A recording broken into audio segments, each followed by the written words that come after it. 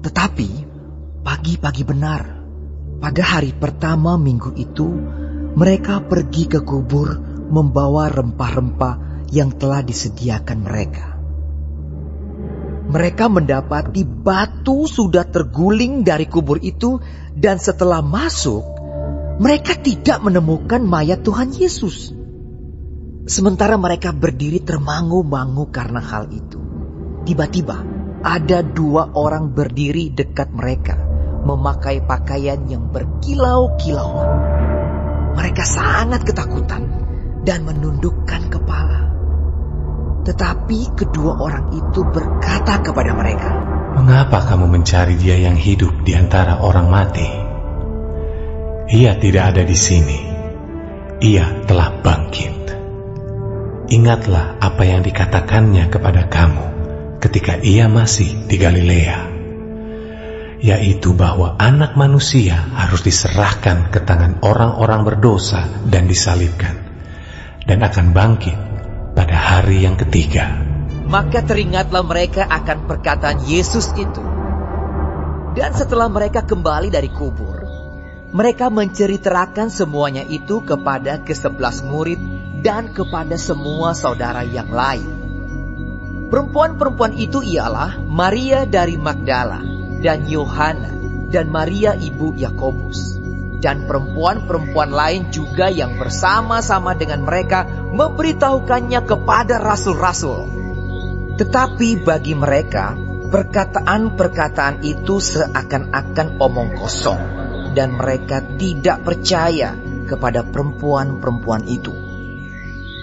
Sungguh pun demikian, Petrus bangun, lalu cepat-cepat pergi ke kubur itu.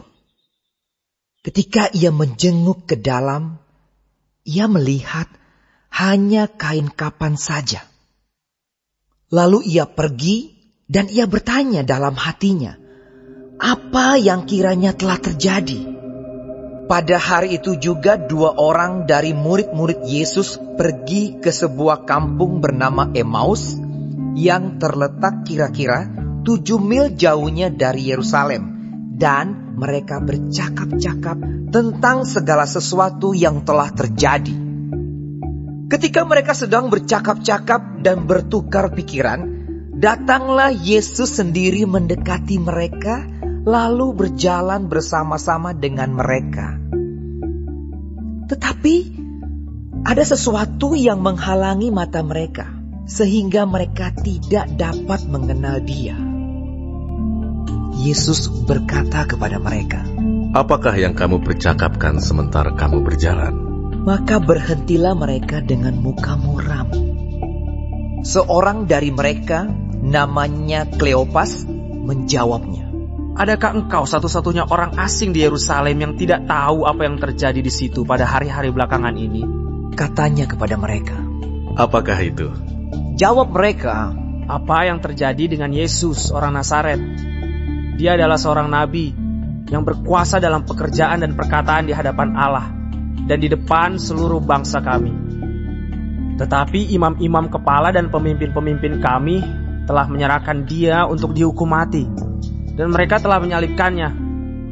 Padahal kami dahulu mengharapkan bahwa Dialah yang datang untuk membebaskan bangsa Israel. Tetapi sementara itu telah lewat 3 hari sejak semuanya itu terjadi. Tetapi beberapa perempuan dari kalangan kami telah mengejutkan kami. Pagi-pagi buta mereka telah pergi ke kubur dan tidak menemukan mayatnya. Lalu mereka datang dengan berita bahwa telah kelihatan kepada mereka malaikat-malaikat yang mengatakan bahwa Ia hidup. Dan beberapa teman kami telah pergi ke kubur itu dan mendapati bahwa memang benar yang dikatakan perempuan-perempuan itu, tetapi Dia tidak mereka lihat." Lalu ia berkata kepada mereka, "Hai kamu orang bodoh, betapa lambannya hatimu, sehingga kamu tidak percaya segala sesuatu yang telah dikatakan para nabi. Bukankah Mesias harus menderita semuanya itu untuk masuk ke dalam kemuliaannya?" Lalu ia menjelaskan kepada mereka apa yang tertulis tentang Dia dalam seluruh kitab suci, mulai dari kitab-kitab Musa dan segala kitab nabi-nabi. Mereka mendekati kampung yang mereka tuju, lalu ia berbuat seolah-olah hendak meneruskan perjalanannya. Tetapi mereka sangat mendesaknya. Katanya, "Tinggallah bersama-sama dengan kami, sebab hari telah menjelang malam, dan matahari hampir terbenam." Lalu masuklah ia untuk tinggal bersama-sama dengan mereka. Waktu ia duduk makan dengan mereka, ia mengambil roti, mengucap berkat, lalu memecah-mecahkannya dan memberikannya kepada mereka. Ketika itu terbukalah mata mereka dan mereka pun mengenal dia, tetapi ia lenyap dari tengah-tengah mereka. Kata mereka seorang kepada yang lain, "Bukankah hati kita berkobar-kobar ketika ia berbicara dengan kita di tengah jalan dan ketika ia menerangkan kitab suci kepada kita?" Lalu bangunlah mereka dan terus kembali ke Yerusalem. Di situ mereka mendapati ke-11 murid itu. Mereka sedang berkumpul bersama-sama dengan teman-teman mereka. Kata mereka itu, "Sesungguhnya Tuhan telah bangkit dan telah menampakkan diri kepada Simon." Lalu kedua orang itu pun menceritakan apa yang terjadi di tengah jalan dan bagaimana mereka mengenal dia pada waktu ia memecah-mecahkan roti. Dan sementara mereka bercakap-cakap tentang hal-hal itu, Yesus tiba-tiba berdiri di tengah-tengah mereka dan berkata kepada mereka, "Damai sejahtera bagi kamu." Mereka terkejut dan takut dan menyangka bahwa mereka melihat hantu. Akan tetapi ia berkata kepada mereka, "Mengapa kamu terkejut? Dan apa sebabnya timbul keraguan-raguan di dalam hati kamu? Lihatlah tanganku dan kakiku. Aku sendirilah ini. Rabalah aku dan lihatlah. Karena hantu tidak ada daging dan tulangnya, seperti yang kamu lihat ada padaku." Sambil berkata demikian, ia memperlihatkan tangan dan kakinya kepada mereka. Dan ketika mereka belum percaya karena girangnya dan masih heran, berkatalah ia kepada mereka, "Adakah padamu makanan di sini?" Lalu mereka memberikan kepadanya sepotong ikan goreng. Ia mengambilnya dan memakannya di depan mata mereka. Ia berkata kepada mereka, "Inilah perkataanku yang telah kukatakan kepadamu ketika aku masih bersama-sama dengan kamu, yakni bahwa harus digenapi semua yang ada tertulis tentang aku dalam kitab Taurat Musa dan kitab Nabi-Nabi dan kitab Mazmur." Lalu ia membuka pikiran mereka sehingga mereka mengerti kitab suci. Katanya kepada mereka, "Ada tertulis demikian, Mesias harus menderita dan bangkit dari antara orang mati pada hari yang ketiga. Dan lagi, dalam namanya berita tentang pertobatan dan pengampunan dosa harus disampaikan kepada segala bangsa, mulai dari Yerusalem. Kamu adalah saksi dari semuanya ini. Dan aku akan mengirim kepadamu apa yang dijanjikan Bapakku. Tetapi kamu harus tinggal di dalam kota ini sampai kamu diperlengkapi dengan kekuasaan dari tempat tinggi." Lalu Yesus membawa mereka keluar kota sampai dekat Betania. Di situ ia mengangkat tangannya dan memberkati mereka. Dan ketika ia sedang memberkati mereka, ia berpisah dari mereka dan terangkat ke sorga. Mereka sujud menyembah kepadanya. Lalu mereka pulang ke Yerusalem dengan sangat bersukacita. Mereka senantiasa berada di dalam bait Allah dan memuliakan Allah.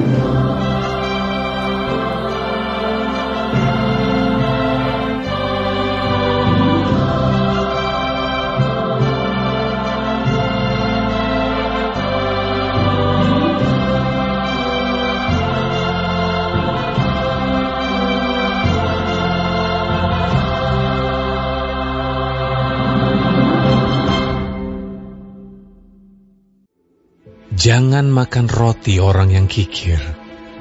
Jangan ingin akan makanannya yang lezat. Sebab seperti orang yang membuat perhitungan dalam dirinya sendiri, demikianlah ia. Silahkan makan dan minum, katanya kepadamu, tetapi ia tidak tulus hati terhadapmu. Suap yang telah kau makan, kau akan muntahkan, dan kata-katamu yang manis kau sia-siakan. Tuhan itu Raja, maka bangsa-bangsa gemetar. Ia duduk di atas kerub-kerub, maka bumi goyang. Tuhan itu maha besar di Sion, dan ia tinggi mengatasi segala bangsa. Biarlah mereka menyanyikan syukur bagi namamu yang besar dan dahsyat. Kuduslah ia. Raja yang kuat, yang mencintai hukum. Engkaulah yang menegakkan kebenaran. Hukum keadilan di antara keturunan Yakub. Engkaulah yang melakukannya. Tinggikanlah Tuhan Allah kita, dan sujudlah menyembah kepada tumpuan kakinya. Kuduslah ia. Musa dan Harun di antara imam-imamnya, dan Samuel di antara orang-orang yang menyerukan namanya. Mereka berseru kepada Tuhan, dan ia menjawab mereka. Dalam tiang awan, ia berbicara kepada mereka. Mereka telah berpegang kepada peringatan-peringatannya dan ketetapan yang diberikannya kepada mereka. Tuhan Allah kami, Engkau telah menjawab mereka. Engkau Allah yang mengampuni bagi mereka, tetapi yang membalas perbuatan-perbuatan mereka. Tinggikanlah Tuhan Allah kita dan sujudlah menyembah di hadapan gunungnya yang kudus, sebab kuduslah Tuhan Allah kita.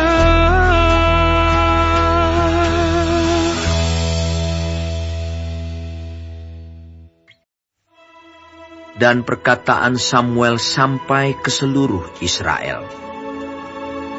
Orang Israel maju berperang melawan orang Filistin dan berkemah dekat Eben Heser, sedang orang Filistin berkemah di Afek. Orang Filistin mengatur barisannya berhadapan dengan orang Israel. Ketika pertempuran menghebat, terpukullah kalah orang Israel oleh orang Filistin, yang menewaskan kira-kira 4.000 orang di medan pertempuran itu.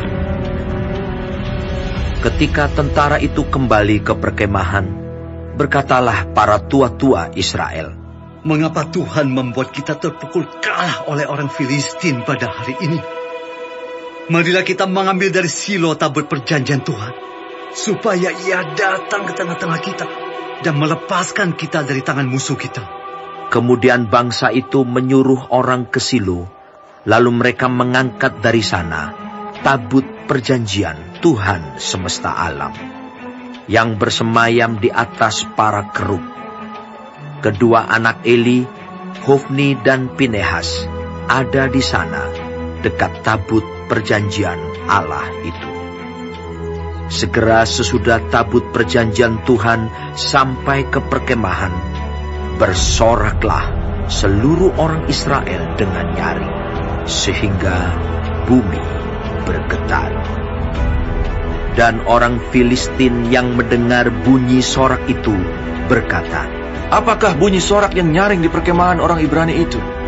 Ketika diketahui mereka, bahwa tabut Tuhan telah sampai ke perkemahan itu, ketakutanlah orang Filistin, sebab kata mereka, Allah mereka telah datang ke perkemahan itu.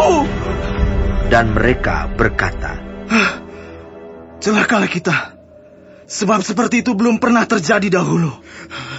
Celakalah kita, siapakah yang menolong kita dari tangan Allah yang maha dahsyat ini?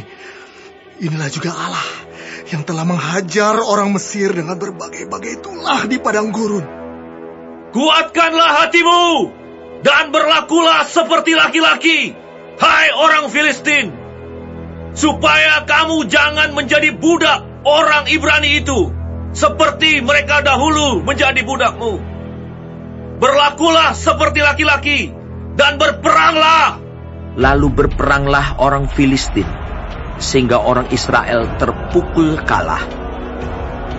Mereka melarikan diri masing-masing ke kemahnya. Amatlah besar kekalahan itu. Dari pihak Israel, gugur 30.000 orang pasukan berjalan kaki. Lagi pula tabut Allah dirampas, dan kedua anak Eli, Hofni dan Pinehas, tewas. Seorang dari suku Benyamin lari dari barisan pertempuran, dan pada hari itu juga ia sampai ke Silo dengan pakaian terkoyak-koyak dan dengan tanah di kepalanya. Ketika ia sampai, Eli sedang duduk di kursi di tepi jalan menunggu-nunggu, sebab hatinya berdebar-debar karena tabut Allah itu. Ketika orang itu masuk ke kota dan menceritakan kabar itu, berteriaklah seluruh kota itu. Ketika Eli mendengar bunyi teriakan itu, bertanyalah ia, keributan apakah itu? Lalu bersegeralah orang itu mendapatkan Eli dan memberitahukannya kepadanya. Eli sudah 98 tahun umurnya, dan matanya sudah bular, sehingga ia tidak dapat melihat lagi. Kata orang itu kepada Eli, aku datang dari medan pertempuran. Baru hari ini aku melarikan diri dari medan pertempuran. Kata Eli, bagaimana keadaannya, anakku? Jawab pembawa kabar itu, orang Israel melarikan diri dari hadapan orang Filistin. Kekalahan yang besar telah diderita oleh rakyat. Lagi pula kedua anakmu, Hofni dan Pinehas, telah tewas, dan tabut Allah sudah dirampas. Ketika disebutnya tabut Allah itu, jatuhlah Eli, terlentang dari kursi di sebelah pintu gerbang. Batang lehernya patah dan ia mati, sebab telah tua dan gemuk orangnya. 40 tahun lamanya ia memerintah sebagai hakim atas orang Israel. Adapun menantunya perempuan, istri Pinehas, sudah hamil tua. Ketika didengarnya kabar itu, bahwa tabut Allah telah dirampas, dan mertuanya laki-laki serta suaminya telah mati, duduklah ia berlutut, lalu bersalin, sebab ia kedatangan sakit beranak. Ketika ia hampir mati, berkatalah perempuan-perempuan yang berdiri di dekatnya, janganlah takut, sebab engkau telah melahirkan seorang anak laki-laki. Tetapi ia tidak menjawab dan tidak memperhatikannya. Ia menamai anak itu Ikabod, katanya, telah lenyap kemuliaan dari Israel. Karena tabut Allah sudah dirampas, dan karena mertuanya dan suaminya. Katanya, telah lenyap kemuliaan dari Israel, sebab tabut Allah telah dirampas.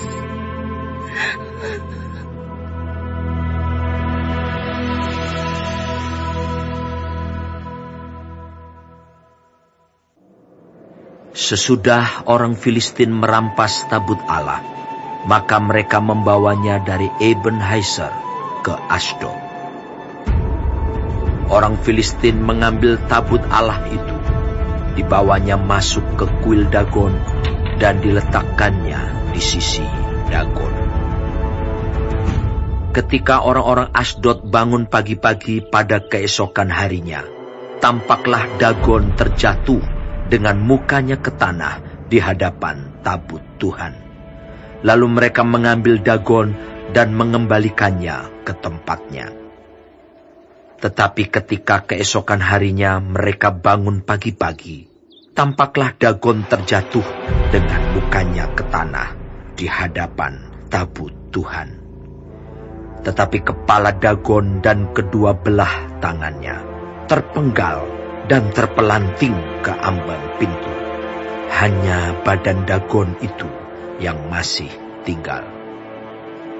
Itulah sebabnya para imam Dagon dan semua orang yang masuk ke dalam kuil Dagon tidak menginjak ambang pintu rumah Dagon yang di Asdod sampai hari ini. Tangan Tuhan menekan orang-orang Asdod itu dengan berat, dan ia membingungkan mereka. Ia menghajar mereka dengan borok-borok, baik Asdod maupun daerahnya.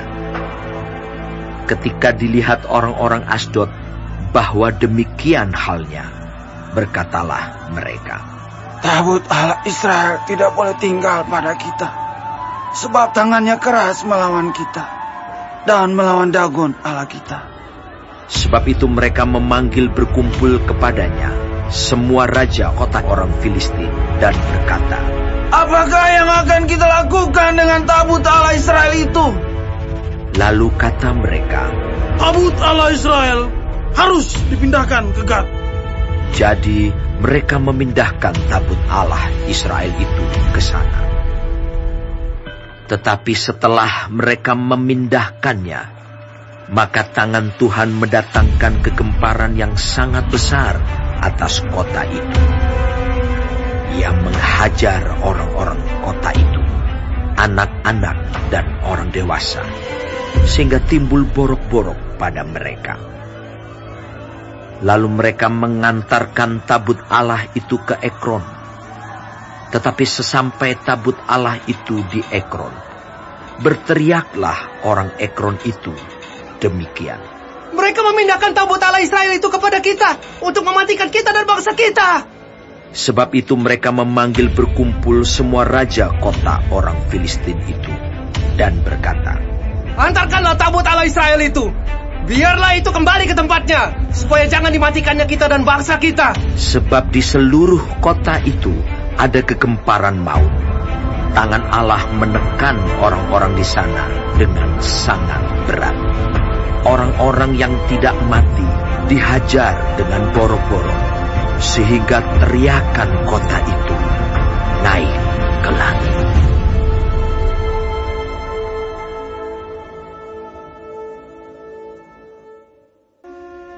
Setelah 7 bulan lamanya, tabut Tuhan itu ada di daerah orang Filistin. Maka orang Filistin itu memanggil para imam dan para petenung, lalu berkata kepada mereka, apakah yang harus kami lakukan dengan tabut Tuhan itu? Beritahukanlah kepada kami, bagaimana kami harus mengantarkannya kembali ke tempatnya. Lalu kata mereka, apabila kamu mengantarkan tabut Allah Israel itu, maka janganlah kamu mengantarkannya dengan tangan hampa, melainkan haruslah kamu membayar tebusan salah kepadanya. Maka kamu akan menjadi sembuh, dan kamu akan mengetahui mengapa tangannya tidak undur daripadamu. Sesudah itu bertanyalah mereka, apakah tebusan salah yang harus kami bayar kepadanya? Jawab mereka. Menurut jumlah raja-raja kota orang Filistin, 5 borok emas dan 5 tikus emas. Sebab itulah yang sama menimpa kamu sekalian dan raja-raja kotamu. Jadi, buatlah gambar borok-borokmu dan gambar tikus yang merusak tanahmu, dan sampaikanlah hormatmu kepada Allah Israel. Mungkin ia akan mengangkat daripadamu, daripada Allahmu, dan daripada tanahmu, tangannya yang menekan dengan berat. Mengapa kamu berkeras hati? Sama seperti orang Mesir dan Firaun berkeras hati. Bukankah mereka membiarkan bangsa itu pergi ketika ia mempermain-mainkan mereka? Oleh sebab itu, ambillah dan siapkanlah sebuah kereta baru dengan 2 ekor lembu yang menyusui, yang belum pernah kena kuk. Pasanglah kedua lembu itu pada kereta, tetapi bawalah anak-anaknya kembali ke rumah, supaya jangan mengikutinya lagi. Kemudian, ambillah tabut Tuhan, muatkanlah itu ke atas kereta, dan letakkanlah benda-benda emas yang harus kamu bayar kepadanya sebagai tebusan salah ke dalam suatu peti di sisinya. Dan biarkanlah tabut itu pergi. Perhatikanlah, apabila tabut itu mengambil jalan ke daerahnya, ke Bet-Semes, dan jika tidak, maka kita mengetahui bahwa bukanlah tangannya yang telah menimpa kita. Kebetulan saja hal itu terjadi kepada kita. Demikianlah diperbuat orang-orang itu. Mereka mengambil 2 ekor lembu yang menyusui, dipasangnya pada kereta, tetapi anak-anaknya ditahan di rumah. Mereka meletakkan tabut Tuhan ke atas kereta, juga peti berisi tikus-tikus emas, dan gambar benjol-benjol mereka. Lembu-lembu itu langsung mengikuti jalan yang ke Bet-Semes, melalui satu jalan raya, sambil menguak dengan tidak menyimpang ke kanan atau ke kiri, sedang raja-raja kota orang Filistin itu berjalan di belakangnya, sampai ke daerah Bet-Semes. Orang-orang Bet-Semes sedang menuai gandum di lembah. Ketika mereka mengangkat muka, maka tampaklah kepada mereka tabut itu. Lalu bersukacitalah mereka melihatnya. Kereta itu sampai ke ladang Yosua, orang Bet-Semes itu, dan berhenti di sana. Di sana ada batu besar.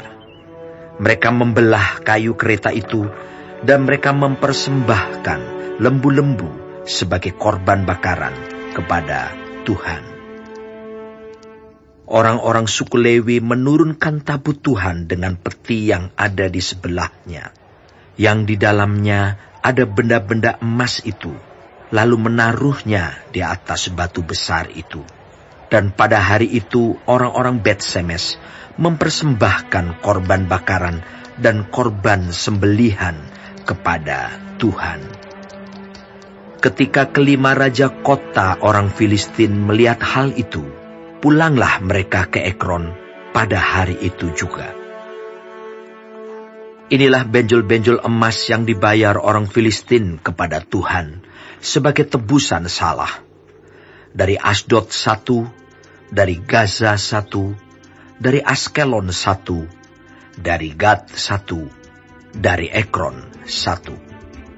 Lagi tikus-tikus emas menurut jumlah segala kota orang Filistin kepunyaan kelima raja kota itu, baik kota-kota yang berkubu maupun dusun-dusun sekitarnya, dan batu besar yang di atasnya diletakkan mereka tabut Tuhan di ladang Yosua, orang Bet-Semes itu, adalah saksi sampai hari ini.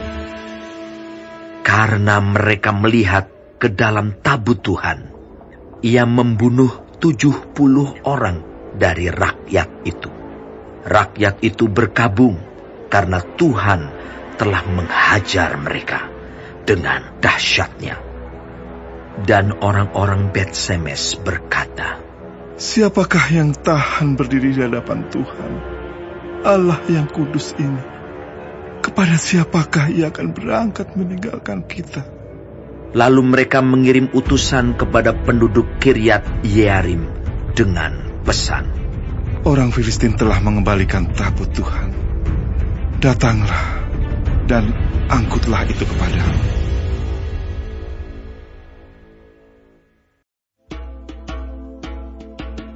Lalu orang-orang Kiryat Yearim datang.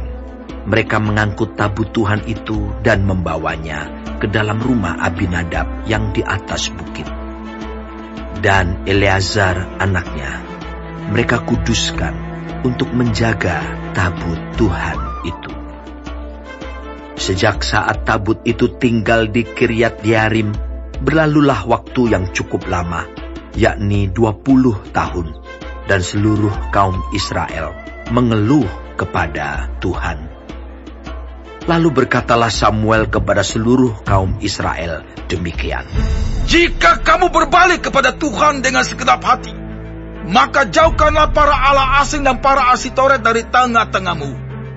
Dan tunjukkan hatimu kepada Tuhan, dan beribadahlah hanya kepadanya. Maka ia akan melepaskan kamu dari tangan orang Filistin." Kemudian orang-orang Israel menjauhkan para Baal dan para Asitoret, dan beribadah hanya kepada Tuhan. Lalu berkatalah Samuel, "Kumpulkanlah segenap orang Israel ke Mispa, maka aku akan berdoa untuk kamu kepada Tuhan." Setelah berkumpul di Mispa, mereka menimba air dan mencurahkannya di hadapan Tuhan. Mereka juga berpuasa pada hari itu dan berkata di sana, "Kami telah berdosa kepada Tuhan." Dan Samuel menghakimi orang Israel di Mispa.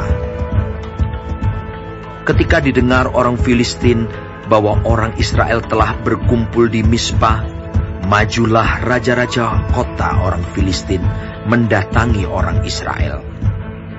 Serta didengar orang Israel demikian, maka ketakutanlah mereka terhadap orang Filistin. Lalu kata orang Israel kepada Samuel, "Janganlah berhenti berseru bagi kami kepada Tuhan Allah kita, supaya ia menyelamatkan kami dari tangan orang Filistin itu." Sesudah itu Samuel mengambil seekor anak domba yang menyusu, lalu mempersembahkan seluruhnya kepada Tuhan sebagai korban bakaran. Dan ketika Samuel berseru kepada Tuhan bagi orang Israel, maka Tuhan menjawab dia. Sedang Samuel mempersembahkan korban bakaran itu, majulah orang Filistin berperang melawan orang Israel. Tetapi pada hari itu, Tuhan mengguntur dengan bunyi yang hebat ke atas orang Filistin dan mengacaukan mereka, sehingga mereka terpukul kalah oleh orang Israel. Keluarlah orang-orang Israel dari Mispa, mengejar orang Filistin itu dan memukul mereka kalah sampai hilir Bet-Kar. Kemudian Samuel mengambil sebuah batu dan mendirikannya antara Mispa dan Yesana. Ia menamainya Eben-Hezer. Katanya, "Sampai di sini Tuhan menolong kita." Demikianlah orang Filistin itu ditundukkan dan tidak lagi memasuki daerah Israel. Tangan Tuhan melawan orang Filistin seumur hidup Samuel. Dan kota-kota yang diambil orang Filistin daripada Israel kembali pula kepada Israel, mulai dari Ekron sampai Gat. dan orang Israel merebut daerah sekitarnya dari tangan orang Filistin. Antara orang Israel dan orang Amori ada damai. Samuel memerintah sebagai hakim atas orang Israel seumur hidupnya. Dari tahun ke tahun ia berkeliling ke Betel, Gilgal dan Mizpah, dan memerintah atas orang Israel di segala tempat itu. Lalu ia kembali ke Rama, sebab di sanalah rumahnya, dan di sanalah ia memerintah atas orang Israel, dan di sana ia mendirikan mezbah bagi Tuhan.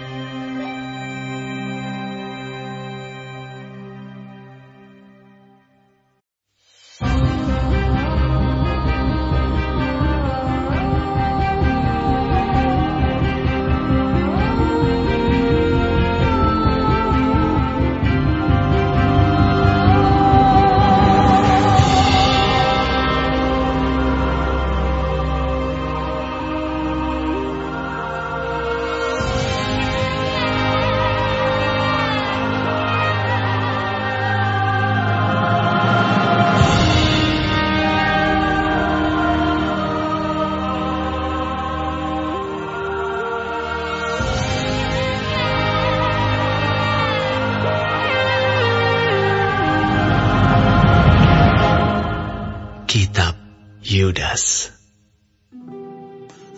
Dari Yudas, hamba Yesus Kristus dan saudara Yakobus, kepada mereka yang terpanggil, yang dikasihi dalam Allah Bapa, dan yang dipelihara untuk Yesus Kristus. Rahmat, damai sejahtera, dan kasih kiranya melimpahi kamu.